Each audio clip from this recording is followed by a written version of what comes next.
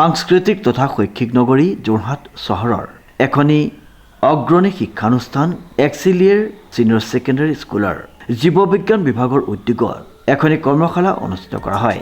উল্লেখযোগ্য যে বিগত 7 জানুৱাৰীৰ পৰা 10 জানুৱাৰীলৈকে অনুষ্ঠিত হৈছিল উক্ত কৰ্মশালাখনি। নমস্কাৰ, মোৰ নাম ডক্টৰ গীতাশ্ৰী বৰা। মই এক্সিলিয়েৰ ছিনিয়ৰ ছেকেণ্ডাৰী স্কুলৰ বায়'লজি ডিপাৰ্টমেণ্টৰ ফেকাল্টি হয় আৰু লগতে ইয়াতে মই ছিষ্টেম কোঅৰ্ডিনেটৰ হিচাপেও কৰ্মৰত।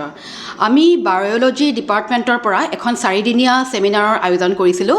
আমি এই ছেমিনাৰটো 7 তাৰিখৰ পৰা কৰিছিলোঁ আৰু আজি এই ছেমিনাৰৰ সামৰণি পৰিল। এই ছেমিনাৰৰ উদ্দেশ্য তাৰমানে আমি কেইটামান পইণ্ট আগত ৰাখি লৈছোঁ। প্ৰথম উদ্দেশ্যটো হৈছে যে এনেকুৱা, আমাৰ ষ্টুডেণ্টছবিলাকে মানে ভাবে যে কি এডুকেশ্যন ছিষ্টেমটো মানে অকল আপোনাৰ ধৰক হোৱাইট বৰ্ড বা ক্লাছৰুম টেক্সট বুক ইয়াতে কনফাইন হৈ থাকে, কিন্তু সেই বস্তুটো একচুৱেলি নহয়। ইয়াতকৈ যে এডুকেশ্যন ছিষ্টেমটো কিমান ভাষ্ট, তো তাৰে এটা এক্সাম্পল দিবলৈ আমি এই ছেমিনাৰখন কণ্ডাক্ট কৰিছোঁ। ছেমিনাৰখনৰ জৰিয়তে তেওঁলোকে বহুত বিভিন্ন ধৰণৰ টপিকছ টাচ কৰিছে, নিজে প্ৰেজেণ্ট কৰিছে আৰু আমিও তেওঁলোকৰ পৰা শিকিছোঁ।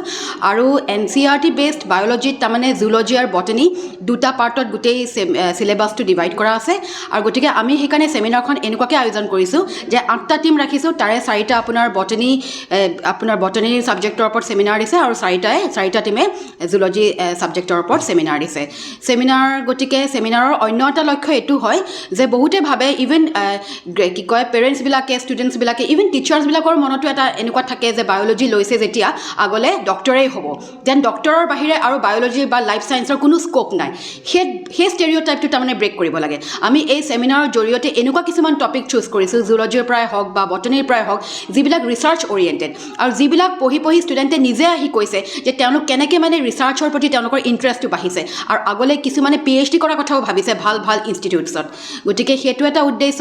আৰু থাৰ্ড উদ্দেশ্যটো এইটো হৈছে যে মানে ষ্টুডেণ্টছবিলাক বহুত চাইণ্টিফিক হয়। আজিকালি ষ্টুডেণ্টছবিলাকৰ বহুত নলেজ আছে, পটেনচিয়েল বহুত বেছি, কেলিবাৰ বহুত বেছি, কিন্তু তাহাঁতৰ ডাঙৰ সমস্যাটো হ'ল যে পাব্লিক স্পিকিং ফবিয়া। তেওঁলোকে ভয় কৰে আহি পেলাই ক'বলৈ, আৰু বিশেষকৈ যেতিয়া ইংলিছত কথাটো ক'বলগীয়া হয়। সেইকাৰণে আমি ছেমিনাৰটো এনেকুৱা এটা প্লেটফৰ্ম যিটোৱে নেকি তেওঁলোকৰ সেই হিডেন টেলেণ্টটো এক্সপ'জ কৰিবলৈ এটা চান্স দিয়ে।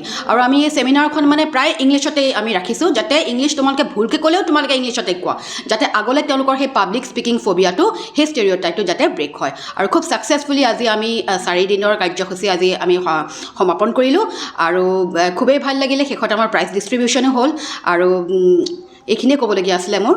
ছাত্ৰ ছাত্ৰীসকলক শৈক্ষিক আৰু বৌদ্ধিক বিভিন্ন দিশত এই কৰ্মশালাৰ জৰিয়তে আগুৱাই নিয়াৰ এক পদক্ষেপ গ্ৰহণ কৰিছে শিক্ষা অনুষ্ঠানখনৰ উদ্যোগত। ভিন্ন শ্ৰেণীৰ বিভক্ত এই কৰ্মশালাৰ জৰিয়তে প্ৰতিভাৱান ছাত্ৰ ছাত্ৰীসকলক শৈক্ষিক দিশত বিভিন্ন দিশত অৱগত কৰি দিয়াৰ লগতে ভৱিষ্যতে ছাত্ৰ ছাত্ৰীসকলে নিজকে প্ৰতিষ্ঠা কৰিবলৈ সক্ষম হোৱাকৈ এক শৈক্ষিক জ্ঞান এই কৰ্মশালাৰ জৰিয়তে প্ৰদান কৰা হয়। কিছুমান বিশেষ বিষয় বা তথ্য ছাত্ৰ ছাত্ৰীসকলে গৱেষণামূলকভাৱে অধ্যয়ন কৰি আগুৱাই নিয়াৰ ক্ষেত্ৰত এই কৰ্মশালাই গুৰুত্ব প্ৰদান কৰিছে। শ্ৰীমন্ত মাধৱ বৰুৱাৰ ৰিপৰ্ট, নিউজ নাও।